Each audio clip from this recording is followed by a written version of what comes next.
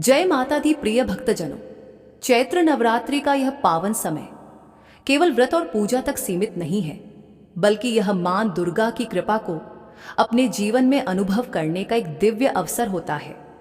9 दिनों तक श्रद्धा, संयम और भक्ति के साथ व्रत रखने के बाद सबसे महत्वपूर्ण क्षण आता है व्रत का पारण। बहुत से लोगों के मन में यही सवाल रहता है कि व्रत कब खोले, अष्टमी को, नवमी को या फिर दशमी को। और इस बार तो एक खास बात और भी है जो इस नवरात्रि को और अलग बनाती है। दरअसल इस बार की चैत्र नवरात्रि पूरी 9 दिनों की नहीं बल्कि 8 दिनों की मानी जा रही है, क्योंकि अष्टमी और नवमी तिथि एक ही दिन पड़ रही हैं। 26 मार्च को सुबह अष्टमी तिथि रहेगी और उसी दिन दोपहर के बाद नवमी तिथि प्रारंभ हो जाएगी। यही कारण है कि कई स्थानों पर अष्टमी और नवमी का पूजन एक ही दिन किया जा रहा है, जिससे लोगों के मन में थोड़ा भ्रम भी पैदा हो रहा है कि आखिर व्रत का पारण कब करना सही रहेगा। सबसे पहले यह समझ लें कि व्रत का पारण केवल अन्न ग्रहण करना नहीं है, बल्कि यह एक धार्मिक प्रक्रिया है जिसमें हम मां दुर्गा से आशीर्वाद लेकर अपने व्रत को पूर्ण करते हैं।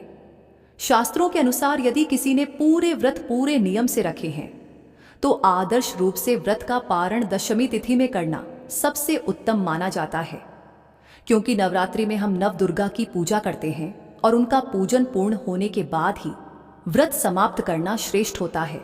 लेकिन सभी लोग 9 दिन का व्रत नहीं रख पाते, इसलिए यदि आपने अष्टमी या नवमी तक व्रत रखा है तो आप कन्या पूजन के बाद उसी दिन शाम को भी व्रत खोल सकते हैं।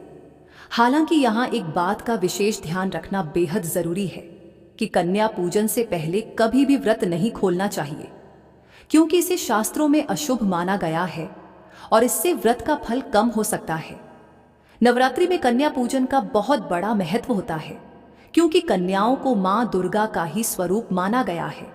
चाहे आप अष्टमी को पूजन करें या नवमी को, यह आपकी पारिवारिक परंपरा पर निर्भर करता है। लेकिन इस बार चूंकि अष्टमी और नवमी एक ही दिन आ रही है, इसलिए बहुत से लोग 26 मार्च को ही कन्या पूजन करके व्रत खोल रहे हैं। आप भी यदि चाहें तो अष्टमी तिथि में या नवमी लगने के बाद उसी दिन कन्या पूजन कर सकते हैं और शाम को पारण कर सकते हैं। यदि आप शास्त्रों के अनुसार पूर्ण फल प्राप्त करना चाहते हैं और आपने पूरे नवरात्रि के व्रत रखे हैं, तो सबसे उत्तम तरीका यही रहेगा कि आप 27 मार्च को नवमी तिथि में सुबह कन्या पूजन करें और जब दशमी तिथि प्रारंभ हो जाए तब व्रत का पारण करें। यही विधि सबसे अधिक फलदायी मानी जाती है। अब बात करें पारण की सही विधि की, तो उस दिन सुबह स्नान करके स्वच्छ वस्त्र पहने और मां दुर्गा की विधि विधान से पूजा करें। अष्टमी के दिन मां महागौरी का ध्यान करें और नवमी के दिन मां सिद्धिदात्री का स्मरण करें। इसके बाद 5, 7, 9 या 11 कन्याओं के साथ एक बटुक का पूजन करें। उन्हें प्रेम पूर्वक हलवा, पूरी और काले चने का भोग लगाकर भोजन कराएं और फिर दक्षिणा व उपहार देकर उनका आशीर्वाद प्राप्त करें। यदि इतनी कन्याएं उपलब्ध न हो तो कम से कम एक कन्या और एक बटुक का पूजन अवश्य करें। कन्या पूजन के बाद माता रानी के सामने बैठकर सच्चे मन से प्रार्थना करें कि हे मां, मैंने अपनी श्रद्धा के अनुसार व्रत और पूजा की है। यदि मुझसे कोई भूल हुई हो तो मुझे क्षमा करें और मेरी भक्ति को स्वीकार करें। इसके बाद जो भी भोग आपने माता रानी को अर्पित किया है, जैसे हलवा, खीर, फल या पंचामृत, सबसे पहले उसी को प्रसाद के रूप में ग्रहण करके व्रत खोलना चाहिए। फिर थोड़ा जल पीकर सात्विक भोजन करना चाहिए। ध्यान रखें कि पारण के समय तामसिक भोजन, प्याज, लहसुन या बहुत भारी भोजन से बचना चाहिए। साथ ही यह भी बहुत शुभ माना जाता है कि आप अपने भोजन का एक हिस्सा गौ माता, कुत्तों और पक्षियों के लिए निकालें। इससे पुण्य कई गुना बढ़ जाता है और माता रानी की विशेष कृपा प्राप्त होती है।